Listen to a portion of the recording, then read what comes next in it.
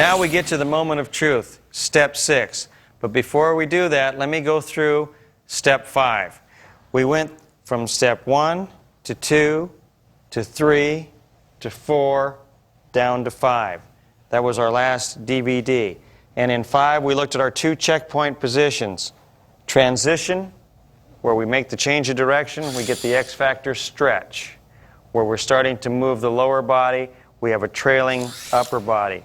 The club now falls into the checkpoint position, step 5, where we have a square club face. Our club is lined up at the target, and I'm in position to deliver a very hard, solid blow to that golf ball.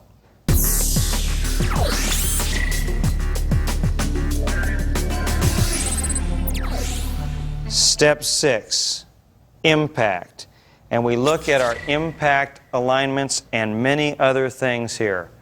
If you've consistently arrived at the correct impact positions with the proper alignments and significant and sufficient clubhead speed, whatever your swing looked like, getting there is irrelevant. And I'd like to, at this moment, bring up, going from step 4 all the way down to step 6, my old roommate and a great player, Bruce Litsky, who took that club way to the inside on the backswing and then looped his arms over as you started down, which a number of other players do. What he did by going more to the inside on the backswing and starting down this way was still put the club in position where he got into a great step 5 position, and he arrived back at impact in a very strong, solid position, which allowed him to play great golf for his entire career on the PGA Tour and now on the senior PGA Tour, the Champions Tour. So whatever small mistakes and swing flaws you've committed along the way can be forgiven by getting into this position correctly and then going through into step 7. As I've mentioned throughout the 8-step swing, the look of swings varies widely on the PGA Tour. And for that matter, even more on the LPGA Tour and anywhere that Topgolf is played. And to prove this point, any player who can arrive at an excellent impact position consistently with speed has what we all strive so hard to achieve, a repeating and therefore perfect swing for that player. The look of a swing is, in the final analysis, overrated. I remember doing a clinic many years ago with Johnny Miller in Mexico. He made the statement back then that the golf swing he thought was overrated. It's one of those things that I never forgot because it came from a great player and also a great student of the game. So why else would we see so many champion golfers with highly individualized swing characteristics? The most important characteristics they share is this: they all arrive in the impact position with the same solid consistency. They all have a great swing path. Now, let's talk about the left elbow. Starting down and just prior to impact, many top ball strikers have a bend in the left elbow. Now, most teachers would believe this is a crucial mistake. Actually, they are mistaken. That's because there are major championship winners who have had this soft left elbow, which can add power and another lever and accuracy when the bent left elbow points toward the target in this section of the swing and then straightens out. I've spent many long hours minutely comparing the swings of the top players and have come to this conclusion that any accomplished player, including such unconventional swingers as Zach Johnson, Annika Sorenstam, Sergio Garcia, Luke Donald, Jim Furyk, Rory Sabatini, and Lorena Ochoa, who stretched the parameters of preference to the outer limits. But would they have been better players following some perfect model and having some teacher change everything that they do naturally? I think not. We probably would have never heard of them. That natural brilliance of a gifted athlete should not be removed if he or she can consistently get to step 6 correctly and hit great shots. Ironically, at step 6, impact differences fall away, and we see many more common points. For example, each club face is square. Each player's angle of attack is on plane.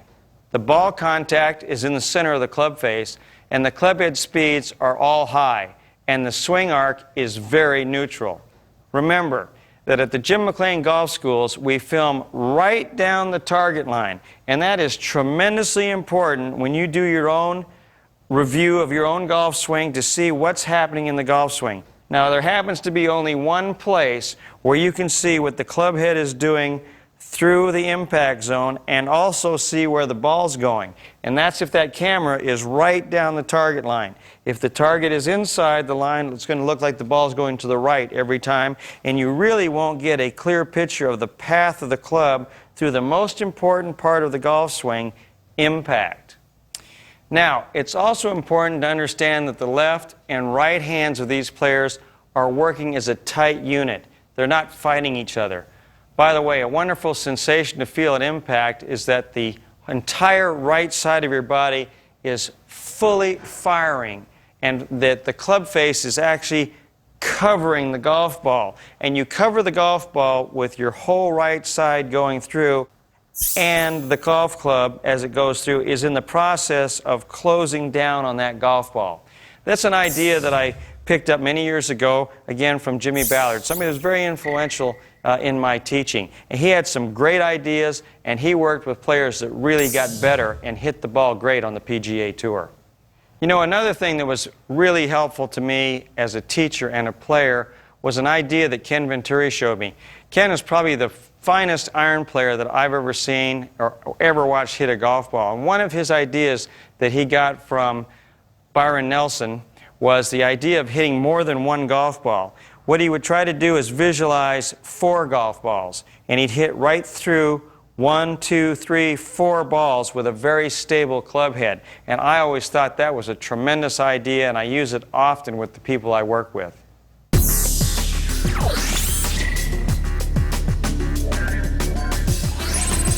Here are some vital facts and important ideas for you to know about step 6. The left wrist will be flat or even slightly bowed at step 6. The worst power loss you can experience is the inward collapsing of the left wrist at impact.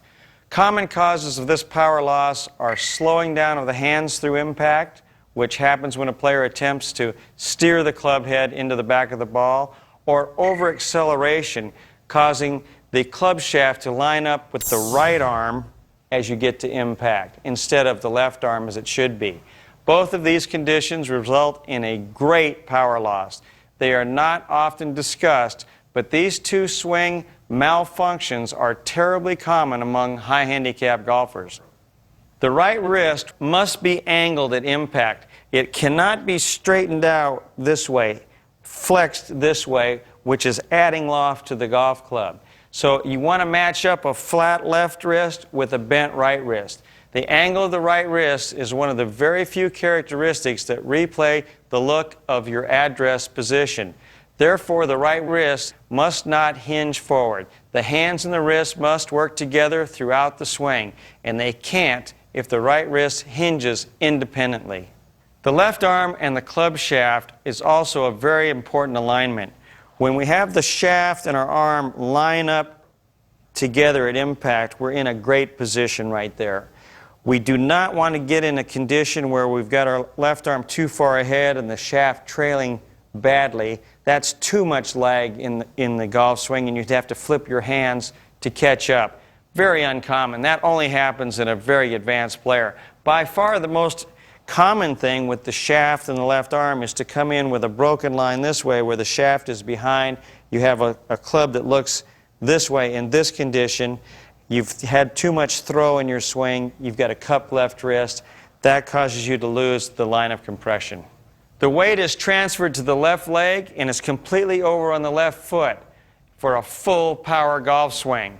The right heel is off the ground.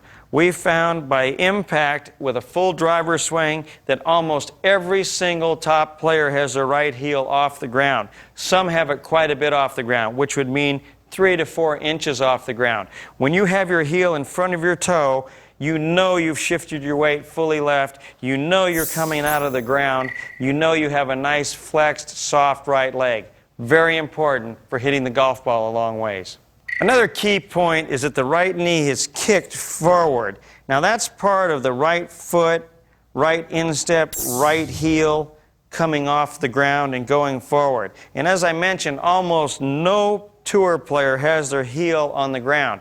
Now I'm going to clarify that by saying of all the studies we've done, we did have about 3% of tour players worldwide who kept their right foot on the ground. So it's not impossible to do. You can still hit the ball doing it.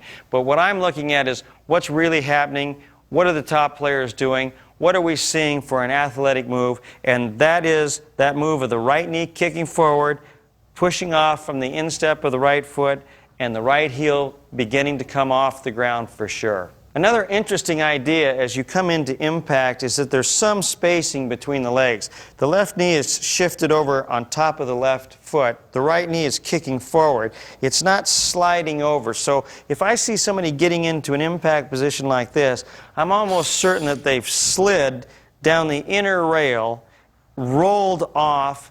This section of the body is controlling the rotation and the move into the ball rather than the hips and the feet. It's a slide move. So you do not want to get into a situation where you've got your knees together at impact. Now coming into impact, it's very important to know what this right arm is doing and where the right elbow is. In a top swing, we're going to see some variance. The right elbow is going to be either right on or very close to the right hip or just slightly out. Now that depends on how far you stood away from the golf ball and how much release you have in your swing. But if your right elbow is reasonably close to your side, which it should be, and still just slightly bent, we still have the opportunity to have more thrust as that right arm completely straightens right at impact, step 6, and just into early 7, where you've got thrust through the golf ball with your arms extending. Let's talk about the head and the chin. Now your chin has its own little golf swing. It rotates to the right, comes back, and momentarily stops with most players at impact, and then releases fully forward toward the target. So when we get to step 6, your head is returned to its address position, or fairly close to it, not exactly. Now what we see with many of the modern players is that the chin is rotated a little bit more forward because the shoulders are turning forward, and in the modern swing the head sort of stays with the rotation of the body. In the old days we were taught to keep our head down and even look back. Now there are some players who do keep their head down a little bit longer, but almost all players are releasing the head and eyes quickly. So if we're looking down this line, after we hit the golf ball, the head for sure is starting to release. We can see the ear moving and going out of the picture. So where should the head be? Where should the chin be at impact? Well, if you're left eye dominant, you can tend to have the head back more because you can see the ball more with your left eye. The more you turn off, you start to lose sight of the golf ball. That doesn't mean that good players really have a very hard focus on the ball. I've noticed that most top players have a very vague look at the golf ball. It's not an intense look at the golf ball. You do see Annika Sorenstam and Joe Durant and Jim Furyk and a lot of really top ball strikers who are looking down the fairway before they hit the golf ball. So in the modern swing, Henrik Stenson, Charles Warren, some other players that really hit the ball well are really looking down the fairway fast. Something I wrote about way back in 1996 in the X Factor book is how more players were looking off the ball before hitting it. Any good player knows that they can hit the golf ball and not look at it. And what that does for you is it keeps your head and your spine working together, and the opposite would be of keeping your head down too long where you kind of look at a vacant spot on the ground after the ball's gone. You stay down this way, it retards your rotation, slows you down, puts a tremendous strain in your back, causes some back problems. That's what we used to be taught. But I'm saying now, at least the very moment you hit the ball, let your eyes track the ball after impact. Now another interesting part of head motion is the difference between hitting a short iron and a driver. With a short iron, the head oftentimes moves even slightly in front of its address position. It doesn't move back in good iron players. They will either return it right back to where they were or even slightly in front. Players like Ben Hogan. Now the same player, when they hit a driver and change their position, get the ball more forward, they're hitting on a flat or even ascending blow, almost all tour players start down. They'd almost return their head into the square from where they started, and then they move back a little bit. Now, so many players do it that it's almost a fundamental. So it's interesting that the upper body and the head react to ball position, the height of the golf ball, and the longer golf club. The hips and shoulders have maintained some spacing or degree of separation by the time they get to step 6. In other words, the hips are still leading the shoulders, and the shoulders are just trying or beginning to catch up to the hips. What the hips have done is clear well to the left, and it's going to be 20, 30, 40, 50, 60 degrees to the left. So there's a big range in there of how rotated a player could be. A guy like Jim Furyk looks like, to me, like he's almost 90 degrees open hitting the golf ball. So there's a tremendous variance in here of how much you rotate depending on the type of swing you have, how much you're coming from the inside or a closed club face. You've got to be a really good rotator. If you're more of a hand and arm swinger, you're going to have a little more lateral motion and more hand action, not so open with your hips. That's what's a real important part of understanding the teaching game better, so that you match things up according to each player. But the shoulders now are pivoting around a fixed pivot point, which is the spine. So your spine doesn't hit the ground. Your feet are down on the ground, the 2 points hitting the ground. So since your hips turn much less than your shoulders on the backswing, plus they lead the parade starting down, there's a huge differential early on in step 5. By the time we get to step 6, though, since the shoulders are just spinning around a fixed point while we have lateral motion in the hips, the shoulders are beginning to catch up. And the shoulders will be, from some players, almost square to 10, 20, 30, 40 degrees open at impact, but they will have not quite caught up to the hips by the time we get to step 6, impact. I'm going to take a page out of the X Factor book and talk about how the hips work into step 6. As you start down, you go into that sit-down position, and there's a slight lowering of the body. The hips are down. Coming into impact, the left leg is in the process of straightening up. It does not have to be straight at step 6, but it is in the process of straightening. There are many great players with flex in that left knee. So this motion here is very important, but what is interesting is how much those hips rise in a top player, and especially in somebody that hits the ball a long ways. You do not stay level with your hips. The hips are in the process of coming up. The left leg is straightening. That means the left hip is slightly higher than the right hip. So that's something for you to understand and know and check when you look at your video clips. Immediately prior to impact and just before the club head strikes the ball, every possible bit of power comes into the equation. The 4 main power sources, the hands, the arms, body rotation, and weight shift, are all used to accelerate a stable club head to the maximum. The hips are rotating and rising up through the impact zone. The unwinding of lower center is a major key to great golf shots. Nobody can truly understand these ideas and the different spin that a player can put on a golf ball until they actually do it and feel it for themselves. That's why my building block approach in the 8-step swing is so successful with average golfers. The reason is because we have students experience the proper impact actions in very small golf swings.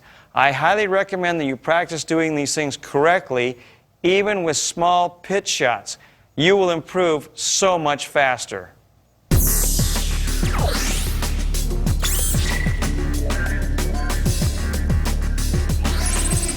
Now I'm going to talk about 2 serious mistakes that happen at step 6.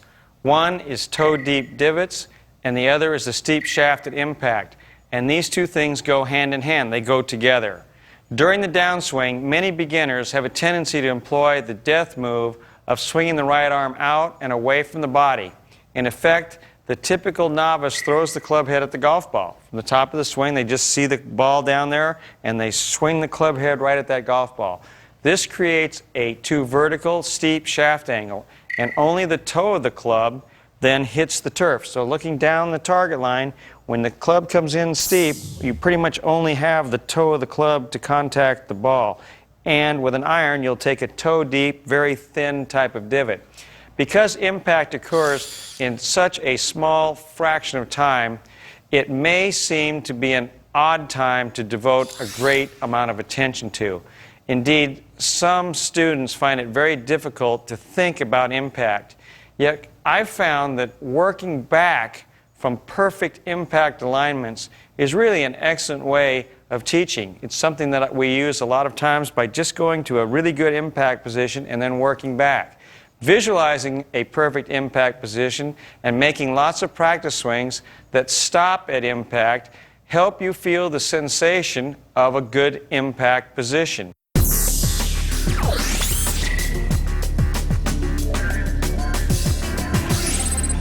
When we talk about step 6, we talk about a downward blow with our irons so that we get to the perfect impact position.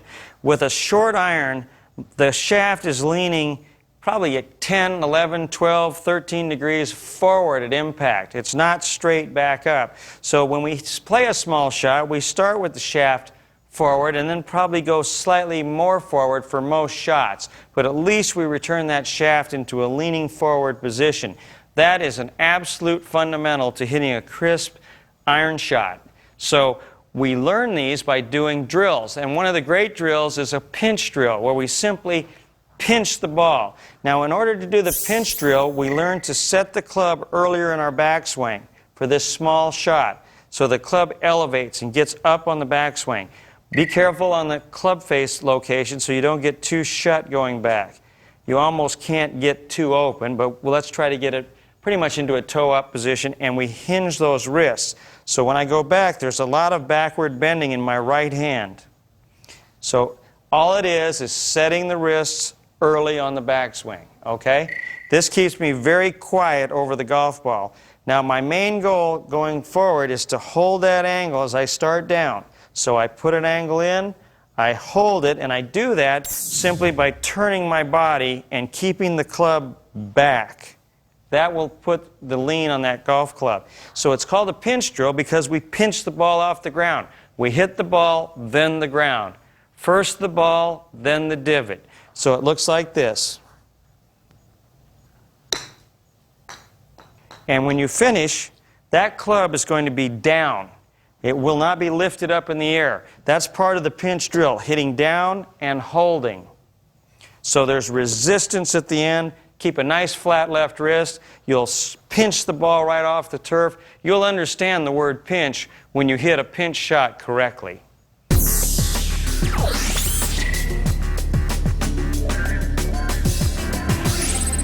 The impact back drill. This is a drill that we commonly use in our schools. It helps our students get better impact alignments. So let's go through this. It's really simple and easy once you do it a few times. First thing that we're going to do is we're going to set up the back part of the bag between our feet. So we're going to leave, this would be like a ball position centered. So the end of the bag is going to be right in between my legs.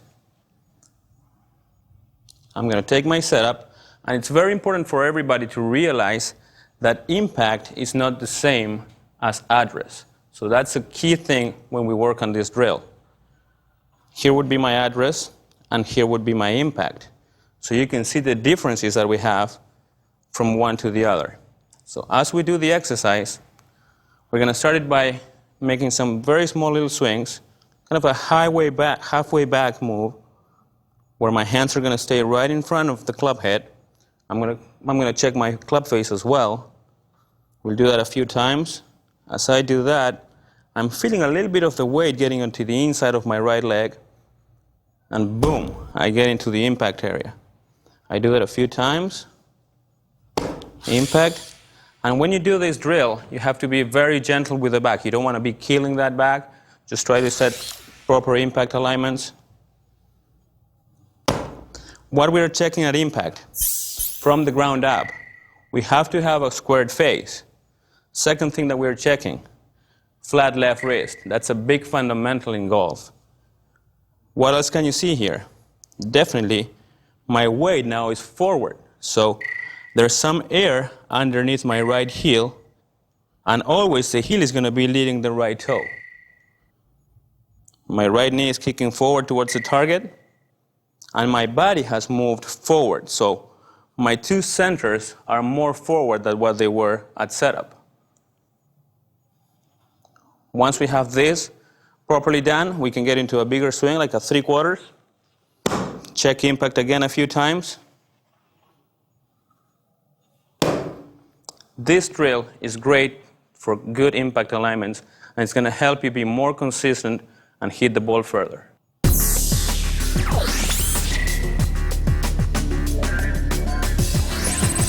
The chipping drill. In our schools, we work a lot on what we call the chip, pinch, punch drill. Jim already covered the pinch drill, so what I'm going to do now is I'm going to cover the chip drill. Believe it or not, in this area, or this mini move that we're going to work on, we have a lot of basic fundamentals, and they go from a chip shot to a full driver. When Angel Cabrera was hitting that bomb on 18 at Oakmont, he was going through the same fundamentals that I'm going to show you today in a smaller piece of the swing. So basically what we're going to work on now is smaller swing. So for that, I'm going to get my feet closer together.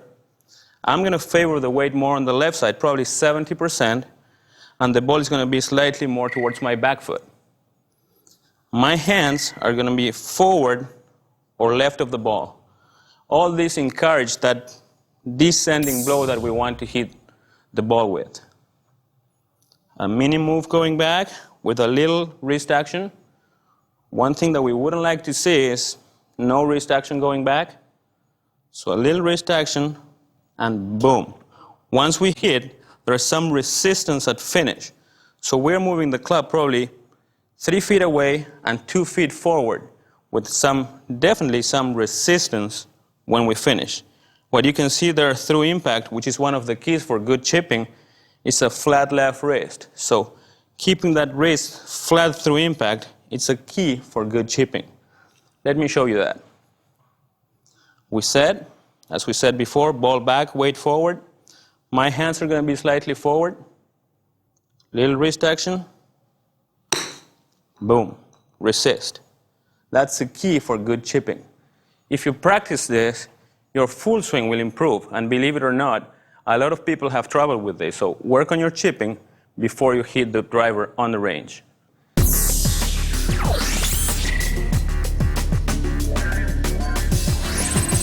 One of the drills I really like to help people understand where the proper speed should take place in the swing is the swish drill. A lot of people tend to have a lot of speed as they transition from the top of the backswing and don't have it at the place that really matters, the moment of truth. It's a great drill for timing, and it works like this. You take the club and turn it around. It could be a driver or a longer club if you want. Put your right hand on the club and assume your address position. Then you just want to take your setup, and you can leave your hand behind you or on your hip here. Take a backswing and swish the club down. Now the noise should happen from here and forward. A lot of times in our school we'll use a fan to accomplish the same thing. Not a bad drill to use as you're waiting to tee off. Let me show you what some of our students do and why it doesn't work at the bottom. They'll take the club back and you'll hear the speed back here. That's tossing the club. That's not allowing the club to reach maximum speed at the bottom. The swish drill is a great way to reinforce where you're applying the maximum amount of power and speed. So again, just take your club. You're looking for the sound to be in front of you and forward. Wind up, swish.